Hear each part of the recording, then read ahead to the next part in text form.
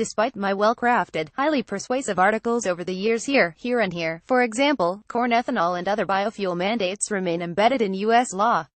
As we have learned, once a government program is created, it becomes virtually impossible to eliminate, revise or even trim fat from it. This year, it looked like this rule of perpetuity might finally change.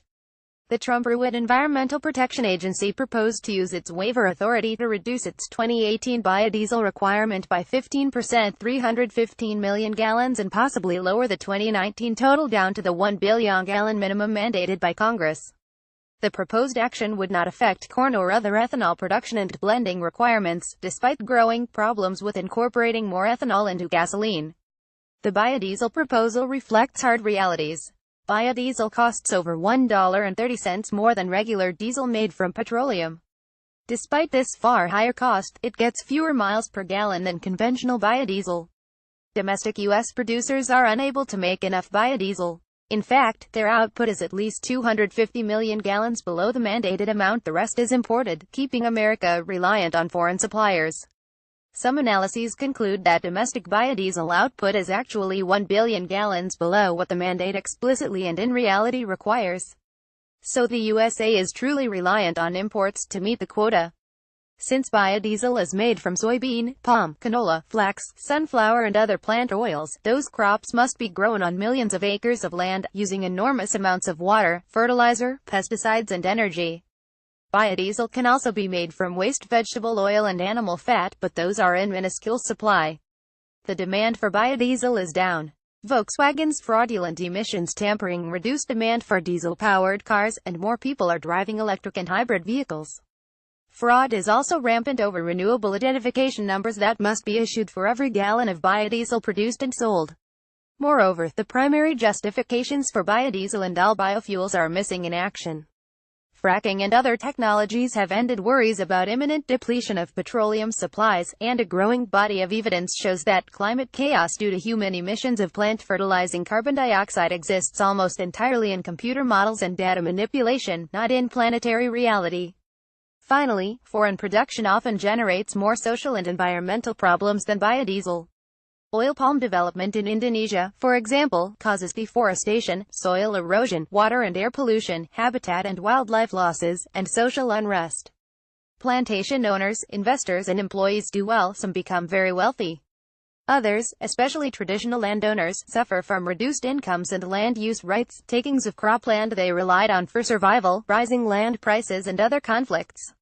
In addition, like any carbon-based fuel, biodiesel emits carbon dioxide when it is burned. In fact, over the entire life cycle of growing and harvesting crops, turning them into fuel, transporting and using them in vehicles, ethanol and biodiesel emit as much CO2 as petroleum, and require infinitely more acreage. However, anyone who thinks reality, logic and common sense do or should play an essential role in public policy decisions has an abysmal understanding of how the Washington, D.C. swamp operates. Programs, mandates, and subsidies beget vocal beneficiaries, industries, lobbyists, and crony corporatist arrangements between them and elected representatives, who receive dinners, trips and campaign contributions in exchange for votes that perpetuate programs, mandates, subsidies and electoral success.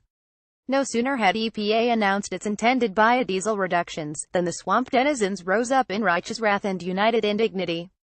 Several U.S. senators threatened to block confirmation of President Trump's EPA nominees unless the agency abandons its plans. Confronted with this reality, EPA caved.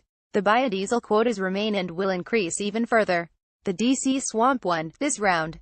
It's pretty easy to understand why Illinois Democratic Senator Tammy Duckworth would battle EPA over biodiesel. Hers is a farm state, with a lot of big biofuel farmers and distillers, and her party has become solidly anti-hydrocarbon and anti-Trump. These days, Democrats line up largely in lockstep in opposition to domestic drilling, pipelines and refineries, though hardly on any personal actions to reduce fossil fuel use in their homes, offices, vehicles or especially air travel. However, biofuel advocacy and confirmation blocking have become bipartisan. Senator Charles Grassley Iowa is leading the charge. The powerful Republican chairs the Judiciary Committee and serves on the Agriculture, Budget, Finance and Tax Committees. He was once a self-proclaimed pig farmer, but these days he and his family are mostly involved in growing corn for ethanol and soybeans for biodiesel. Indeed, the Grassley family together collected $1.4 million in farm subsidies between 1995 and 2014. Even Senator Joni Ernst, also Iowa, is on the nominee blockade bandwagon.